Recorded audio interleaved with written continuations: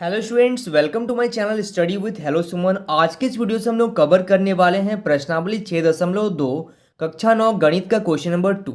इससे पहले मैंने क्वेश्चन नंबर 1 बना दिया था वीडियो, उसका लिंक मैंने डिस्क्रिप्शन में डाल दिया। आई होप आप लोग उस वीडियो को देख चुके होंगे, जिससे आप लोगों का कुछ कंसेप्ट क्लियर हो गया होगा। अब हम लोग यहाँ पे देखेंगे सबसे पहले ये सेकंड नंबर क्वेश्चन को, और इसके अकॉर्डिंग जो थ्योरी आएगा उसको भी मैं आपको बताने का कोशिश करूंगा, जिससे आपको क्या है इस क्वेश्चन के माध्यम से बहुत सारी चीज़ों को समझने में आसानी हो और इस क्वेश्चन को आप बहुत डिटेल से बना पाओ। तो सबसे पहले देखिए यहाँ पे इस क्वेश्चन में क्या बताया जा रहा है। यहाँ पे बताया जा रहा है आकृति 6.29 यानी कि 6.29 में ये एक आकृति है, इसके बारे में अभी हम लोग बात करेंगे। तो यहाँ पे बताया जा रहा है यदि A B parallel to C D है, यानी कि ए बी जो रेखा है, ये रेखा है, ये जो लाइन है वो सी डी के पैरेलल है, और सी डी जो रेखा है वो ई एफ के पैरेलल है, और वाई रेशियो जेड जो है, यानी कि y अनुपात z जो है वो 3:7 है। तो हम लोग को यहाँ पे निकालना है x का मान ज्ञात कीजिए, यानी कि हम लोग को x का मान यहाँ पे निकालना है।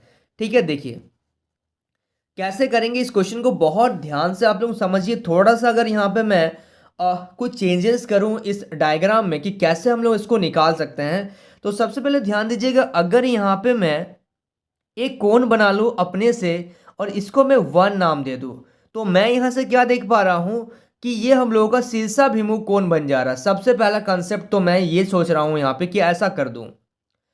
उसके बाद अगर हम लोग एक काम करते हैं कि y अनुपात z जो दिया हुआ है इसको कुछ मान लिया जाए, तो सबसे पहले चलिए यहाँ पे क्या क्या दिया हुआ है पहले लिखते हैं और फिर आप लोगों को समझाते हैं। तो दिया है y अनुपात z जो है वो 3:7 है, यानी कि यहाँ से हम लोग मान लेते हैं कि y बराबर 3 के, इससे पहले हम लोगों ने 3x मानते थे, लेकिन यहाँ पे x का टर्म आ गया, इसलिए मैं x के जगह में k ले रहा हूँ, यानी कि y बराबर 3 के कॉमा इसी प्रकार से z बराबर हम लोग 7 के। ये जो 3 है ये x के लिए आ रहा है, ये जो z है सॉरी ये जो 3 है ये y के लिए आ रहा है, और ये जो z है वो 7 के लिए आ रहा है।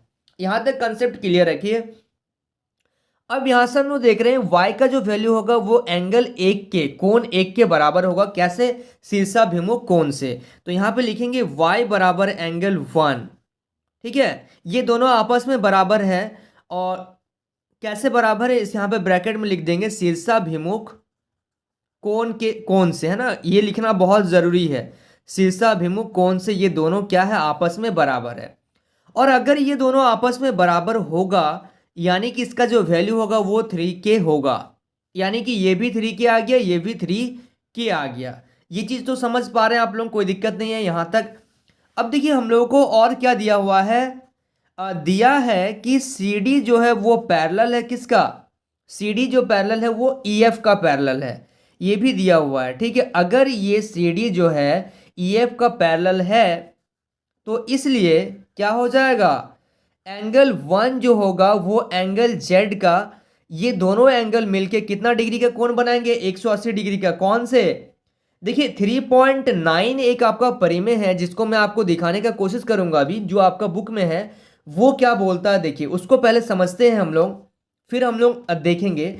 एक संपूरक कोण होता है आपका, ठीक है ना, जब दो कोण, देखिए यहां से आप बेहतरीन समझ पाएंगे। प्रमेय 6.4 है, यदि एक तिर्यक रेखा दो समांतर रेखाओं को प्रतिच्छेद करे तो तिर्यक रेखा के एक ही ओर के अंतः कोण का प्रत्येक युग्म संपूरक होता है, यानी कि एक ही तरफ का जो कोण होगा वो संपूरक होगा। और संपूरक का मतलब ये है, संपूरक का मतलब ये है कि दोनों कोण का योग कितना होगा, 180 डिग्री होगा। समझ पा रहे हैं ना? यहाँ पे यदि एक तिर्यक रेखा दो समांतर रेखाओं को प्रतिच्छेद करे, यानी कि एक तिर्यक रेखा है जो दो समांतर रेखाओं को प्रतिच्छेद करे, तो तिर्यक रेखा और तिर्यक रेखा के एक ही ओर के अंतः कोण का प्रत्येक युग्म जो होता है वो संपूरक होता है। ये चीज़ आप लोगों को समझना है, बहुत इंपॉर्टेंट पॉइंट है, इसलिए मैं बुक को यहाँ पे आपको मेंशन कर दे रहा हूँ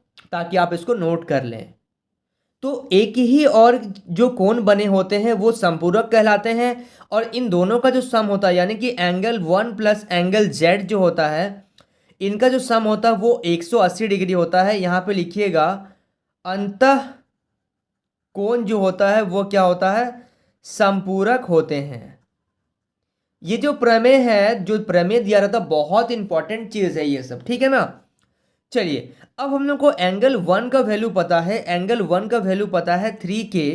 देखिए यहाँ से एंगल वन का वैल्यू आ गया 3K और एंगल जेड का वैल्यू हम लोग को दिया हुआ था यहाँ पे देखिए 7K इक्वल टू 180 डिग्री। यानी कि हम लोग 7 और 3 अगर ऐड कर दिए 10K इक्वल टू 180 डिग्री, तो यहाँ से हम लोग क्या कर पाएंगे, K बराबर कर पाएंगे 180/10 यानी कि ये आ गया 18 डिग्री। K का वैल्यू आ गया हम लोग का 18 डिग्री।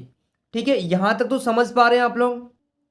यानी कि अगर मैं बोलूँ यहाँ पे कि Z का वैल्यू क्या होगा, तो आप लिखेंगे कि Z इक्वल टू है 7K, यानी कि आप बोलेंगे 7 गुना 18 डिग्री, यानी कि ये आ जाएगा 126 डिग्री। ये Z का वैल्यू आ गया।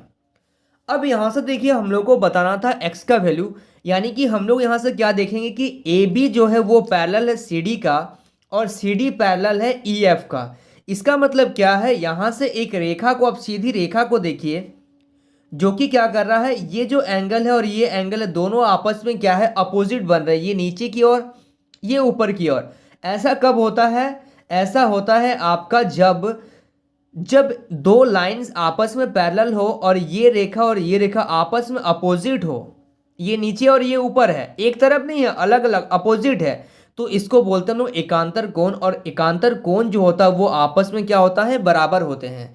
तो यहां से हम लोग x का वैल्यू बता सकते हैं। यानी कि आप लिखिएगा, यहाँ पे मैं साइड में बता दे रहा हूं, यहाँ पे लिखिएगा दिया है।